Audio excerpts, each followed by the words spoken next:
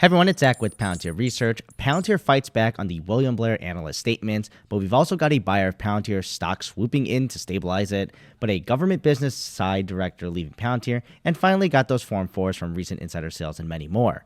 So looking at the stock first, as of this recording, we're seeing some stabilization or at least calmness at the moment after being down a good amount so far this week, dropping fast from the 20s to the 17s.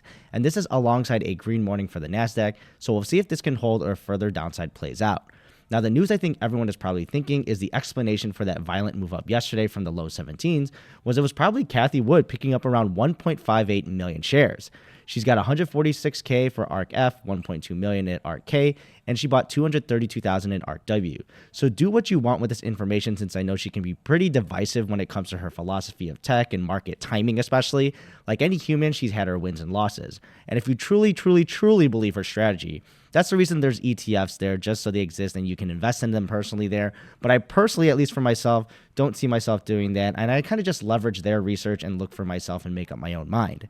Now, next story, we got Lisa Gordon, who works for Palantir's communication side, and then she went on Barron and is quoted as saying, since she said it the best here, "There is no data ownership conflict between Palantir and the Army on Army Vantage or elsewhere. Palantir does not have or retain any ownership rights to customer data across any of our government or commercial customers." So great job here for her clearing that up. So those statements from William Blair on Monday, bringing up the uncertainty of the relationship between Palantir and the Army, affected the stock that day, honestly, as well, and put some investors in a precarious position of questioning whether Palantir has such a strong moat in the government.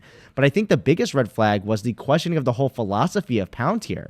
They've been talking about this forever, and in my videos, I just chalked it up to possible political or bureaucratic reasons, or just how contracts can be ambiguous there. So I gave him the benefit of the doubt, because Palantir always touts never owning the data, and we saw this whole thing in this debacle playing out during the NHS contract. So why would it change when it comes to, at least on the Palantir side, to their most coveted customer, the United States government and the armed forces? So it's great to get that clarity here, and thanks to Palantir Hotline for sharing this as well. Give him a follow on X. And Palantir takes more action domestically, not explicitly, but has been a contentious point on the Israel-Hamas conflict on U.S. college campuses.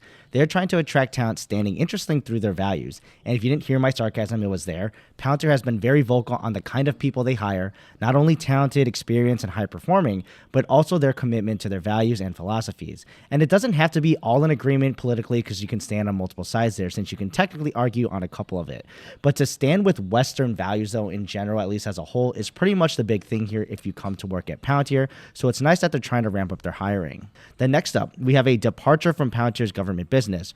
Earl Scott will be leaving Palantir for Horizon Air, and at Palantir, his position was Senior Director of Business Development for Air Force Logistics Solutions. So he had a very specific niche at the company, which came along with his experience being in the Air Force side of the work for 26 years. But do note, he was only at Palantir for around a year and a half. So no point speculating here on any reasonings, especially in today's modern job market. People change jobs all the time, but just wanted to make folks aware, since this was a public PR from Horizon Air pointing it out.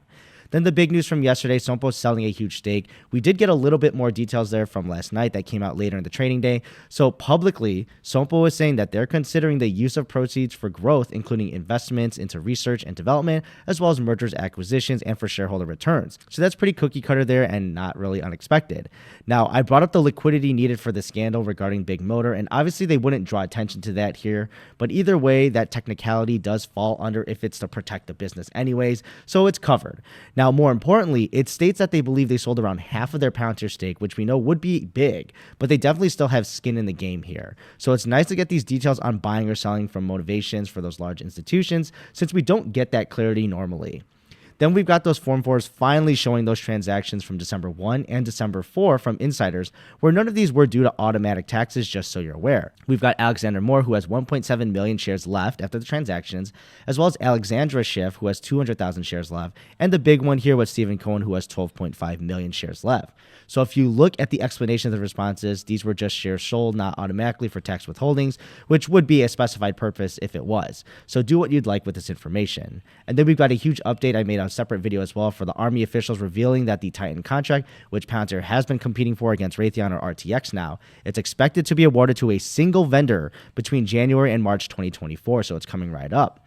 So I made a whole video yesterday to break the news right when it came out, so check it out if you're looking for more context. But essentially, it's nice that we have a time frame to expect this awarding after competing for a couple years for it.